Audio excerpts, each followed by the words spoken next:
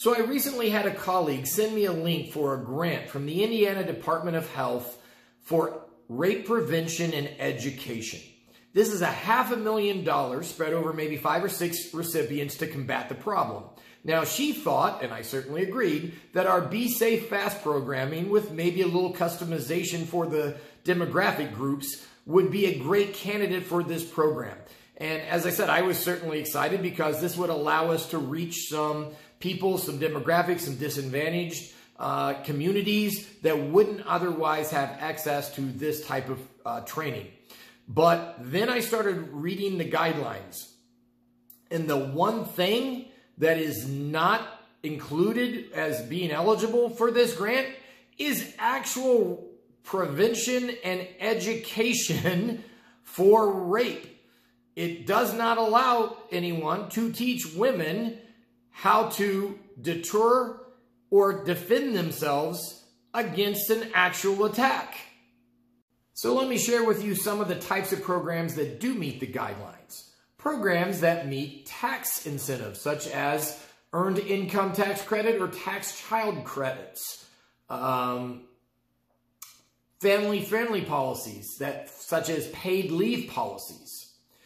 Programs that improve environments, such as business improvement districts, crime prevention through environmental design.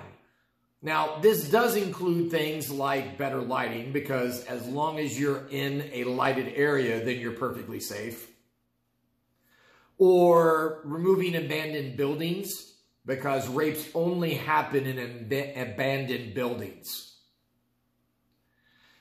It also includes greening activities.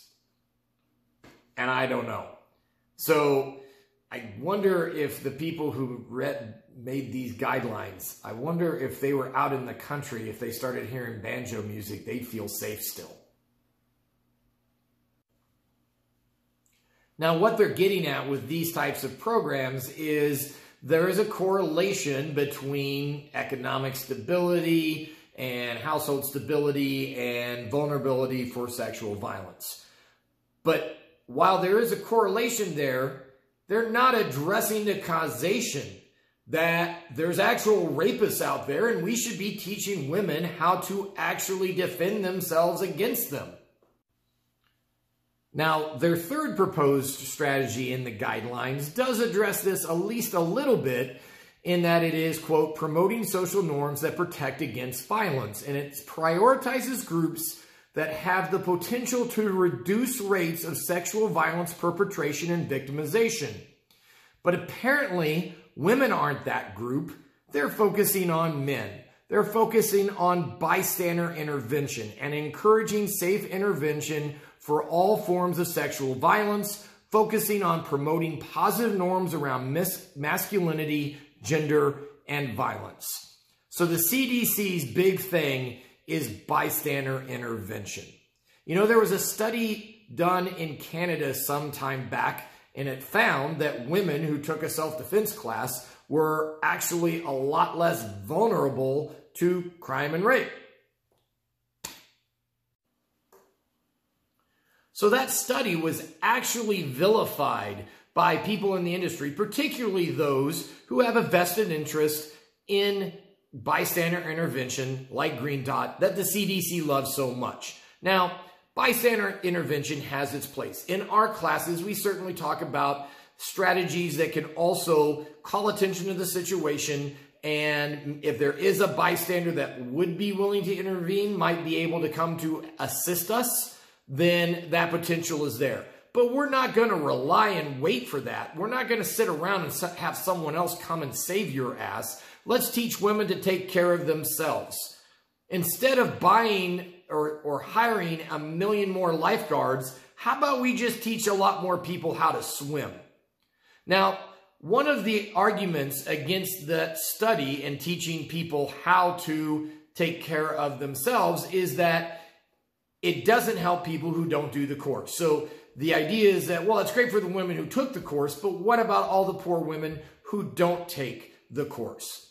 And let me say that I'm not opposed to addressing rape culture and some of those norms as well. But if it was only a matter of education, then we wouldn't have a problem with raping in college campuses, right? But back to the study I referenced. One of the reasons it was dismissed in favor of bystander intervention is that it doesn't help people who don't do the program. In other words, if a woman takes a self-defense class and learns how to defend herself, then she's much better off. But that doesn't help all the women who still don't know how to defend themselves. And that might be true, but that rationale does not apply in other areas, say, for example, vaccines. Who says, I'm not going to get that polio vaccine because there's some kid somewhere in some poor country that could still get polio? All we can do is vaccinate as many people as we can, our friends, our family, our loved ones, and hopefully enough of that, then we can eventually look at eradicating the disease. Now, given how much the CDC loves some vaccines, I really would think that they would get on board with a rationale like this. But apparently they don't, because the one thing that they can't spend $500,000 on is actually teaching people how to defend themselves, how to actually empower women. But hey, they get greener spaces.